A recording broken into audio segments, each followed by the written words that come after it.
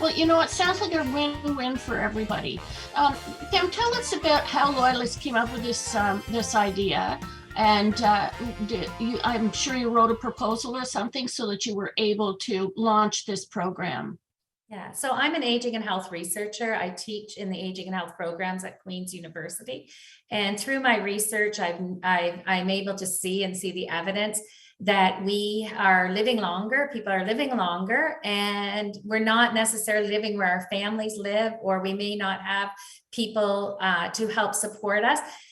And we want to age in our community. And so people want to stay in their homes. So I approach the issue first from the lens of older adults and what are their needs and socialization. This is pre-COVID. So if people were able to get out of their homes and socialize, they did, but we had a large number of older adults that didn't. I started teaching at Loyalist in the social service worker program. And at that time, it was 2018, and we had an influx of international students. So half of my class were international students, and I started to hear about their housing issues and how they couldn't find housing and they had to live many people to a bedroom. And it got me thinking about, here we have seniors that are overhoused, who have spare rooms, that are socially isolated, and we have international students particularly, but any of our students are not having enough housing and living with too many people. And so a solution was home sharing. And so I investigated that and looked at who was doing it. And we're the first college in Ontario to develop our own program. It's been done in universities, but not in colleges. Great. Well, congratulations to Loyalist for forging ahead with this. Just for our viewers, I think when Kim mentions overhousing, what she means is you're living there in your big house, you have empty bedrooms, and you have all the expenses of a very large home, but just one person living there. And so you've got a house too big for your actual needs, and could accommodate having a student. So it seems to me, Kim, that is really helpful for the seniors, for the community, for Loyalist College, that's providing these learning opportunities for students, for the international students, for students from Ontario or other parts of our country coming to Loyalist. It sounds like it's a win for everybody. Yeah, it is. It is.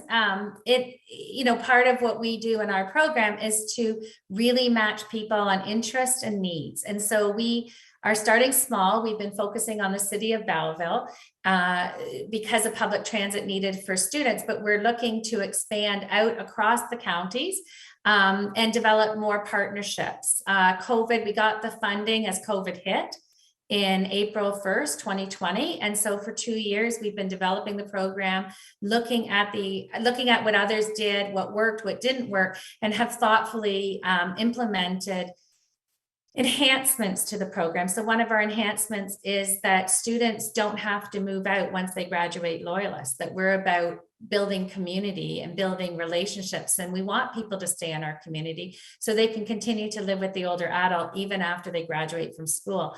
Other programs have it, if the student graduates, they just want to put another student back into that older person's home. Whereas we're about building community and relationships. Oh, that sounds like a really good innovation to the program. What do you call this program, Lori? Is there a name for it? Our program is Home Share Loyalist. Mm-hmm.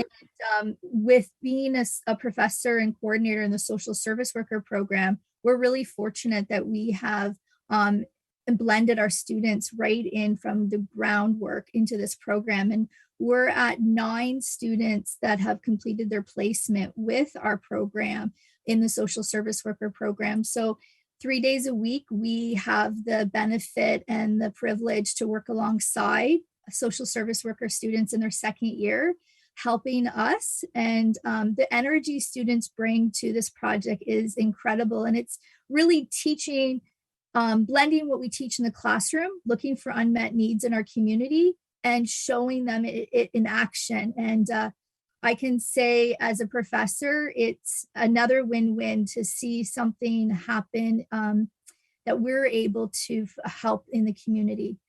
Mhm. Now, Kim told us that you wrote the proposal and received the funding right before the pandemic, and we know the pandemic put everything off track. I mean, in virtually everything that we do in our lives.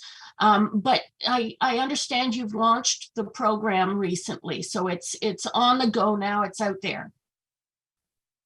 Correct. We were really fortunate to align our launch with National Seniors Day. So on October 1st, we had a big celebration down in Market Square. We purposely looked for a community event, and we know that the market brings people together. And so we had quite a few dignitaries and members of our community, and we had cupcakes from a local bake shop, and we handed them out. I think there was 150 cupcakes that we handed out, and there had to been over 200 people throughout the event. And it was just so nice to see all the hard work, and because of COVID, just being able to launch and get the word out there about this program. And it was really well received, and we are getting applications, and seniors were able to ask lots of questions. And it's just nice to be connected in person, face to face again. Mhm. Well, it seems like it's a good program for the entire community. And I just wonder, I'm sure, Kim, you were at this event. What were the kinds of things that those dignitaries and others were saying about the concept of home sharing? Yeah, so they were sharing how it's another housing opportunity to offer to students, and that it allows them to stay in the community and to focus on their learning, particularly for international students. It's an opportunity to learn about Canada and to learn about the community from people who have lived in the community for a long time.